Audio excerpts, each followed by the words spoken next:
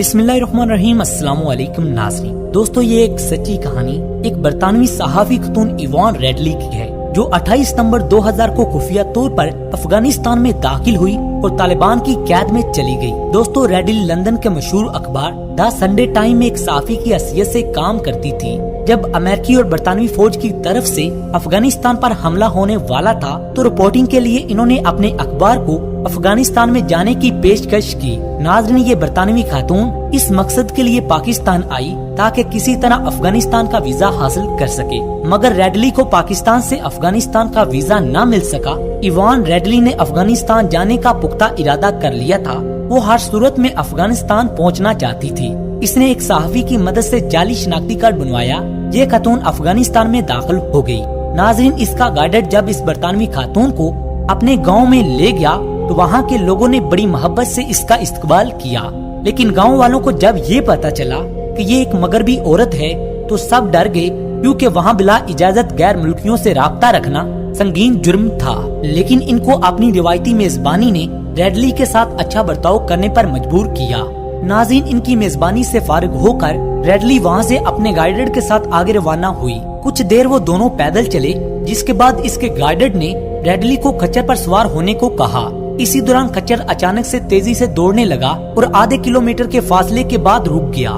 नाज़रीन, इसी दौरान रेडली ने देखा कि वहाँ एक मकामी लिबास में मलबूस एक मुसल्लह शख्स खड़ा है और वो एक निहायत खूबसूरत नौजवान था। इसके चेहरे पर दाढ़ी थी और रेडली के गले में झूलते हुए रिकॉर्डिंग कैमरे को देखकर वो समझ गया कि वो दरअसल एक सहाफ़ी है। नाज़रीन, इस नौजवान ने रेडली से फौरन कैमरा ले लिया और खच्चर से उतरने का कहा। दोस्तों, रेडली अपनी किताब में लिखती है कि इस वक्त मैं सोच रही थी कि मैं दुनिया के सबसे जालिम और शैतान सिर्फ इंसानों की कैद में हूँ। खुदा जाने ये मेरा क्या हशर करेंगे। ये मुसल्लह लोग इनके गिर्द जमा हो गए, लेकिन किसी ने रेडली को हाथ ना लगाया और ना ही किसी ने इसके साथ बात की। फिर वो मुसल्लह अफवाद रेडली और इसके गाइडर को अपने साथ लेकर रवाना हुए। नाज़रीन, रेडली मजीद लिखती है कि वो मुसल्लह अफराद सुनसान जगह रुक गए, जहाँ बहुत सारे नुकीले पत्थर थे। रेडली ने सोचा कि शायद इसको संसार किया जाएगा।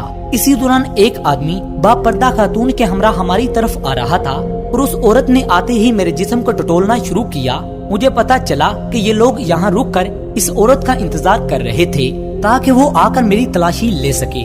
नाज़रीन, रेडली लिखती है कि इस वक्त मैंने सोचा कि मैं दुनिया के महज़्ज़ब तरीन मुल्क की शहरी हूँ, लेकिन वहाँ किसी औरत की जामा तलाशी के लिए इस बात का ख्याल नहीं रखा जाता।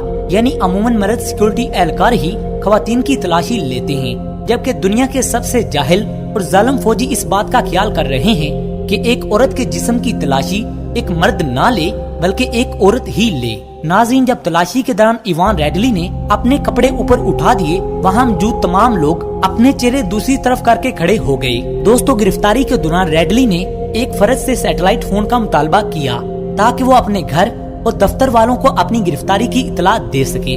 मुजाहिदीन के इनकार पर रेडली ने भूख हड़ताल कर दी। रेडली का ये ख्याल था कि दुनिया के सबसे जालिम फौजियों को इनकी भूख हड़ताल की क्या परवाह होगी, लेकिन वो इनकी भूख हड़ताल की वजह से सख्त परेशान हो गए और तरह तरह से इनकी भूख हड़ताल को खत्म करने की कोशिश की। फिर एक बुजुर्ग आए और रेडली को अंग्रेजी में समझाने लगे ताकि वो किसी तरह से भूख हड़ताल खत्म कर दे। नाज़रीन, एक दिन भूख हड़ताल के दौरान रेडली की तबीयत खराब हो गई और फौरन इसके लिए डॉक्टर को बुलाया गया।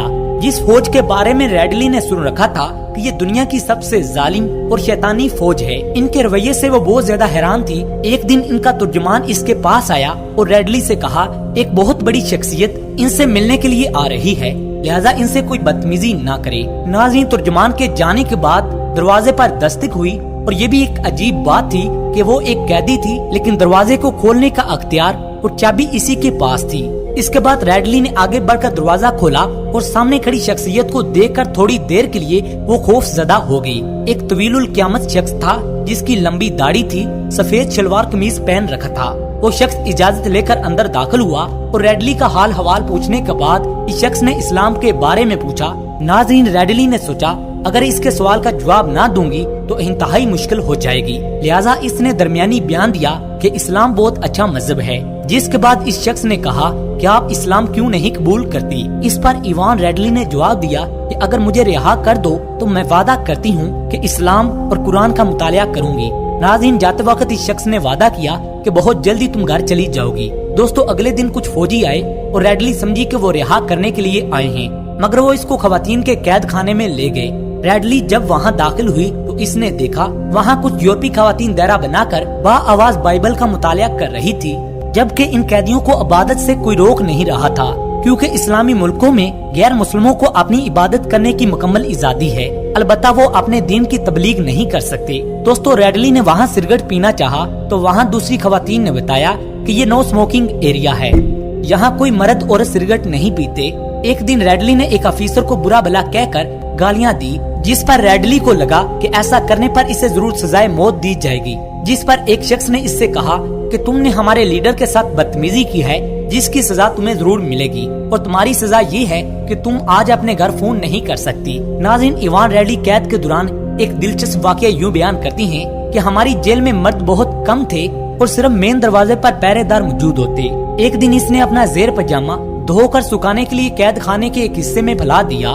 कुछ देर बाद इसके पास एक शख्स आया और पजामे को वहाँ से हटाने के लिए कहा। मैंने हटाने से साफ साफ इनकार कर दिया, मुझे इन्हें परेशान करने में मजा आता। कुछ देर बाद देखा कि एक शख्स मेरे पास आया और तारीफ करवाया कि वो अफगान नायब वजीर खारजा है, और उसने भी जेर जमा हटाने का मुतालबा किया और कहा कि यहाँ हमारे पहरेदार होते हैं, इसकी वजह से इन्हें फासद ख्याल आ सकते हैं। नाज़रीन, रेडली अपनी किताब में लिखती है कि इस वक्त मैं सोचती रही, या खुदा, ये कैसे लोग हैं कि चंद घंटों के बाद अमेरिका और बरतानिया भरपूर ताकत के साथ इन पर हमला करने वाले हैं, और ये सिर्फ इस खौफ से कपड़े को हटाने के लिए कह रहे हैं कि इनके पहरेदारों के दिल में फासद ख्याल ना आए। नाज़रीन, हमले के दूसरे रोज ही मुजाहिदीन रेडली के पास आए और कहा, तुम्हें यहाँ से बाहिफाजत बाहर निकालने की फिक्र है, तुम्हें बाहिफाजत पाकिस्तान पहुँचा देते हैं। रेडली हैरान थी कि ये कैसे लोग हैं, मौत इनके सरों पर खड़ी है और ये मुझे बाहिफाजत यहाँ से बाहर निकालने की फिक्र में हैं। जिसके बाद अफगान मुजाहिदीन इसको बाहिफाजत सरहद तक ले गए और पाकिस्तानी हुकाम के हवाले कर दिया।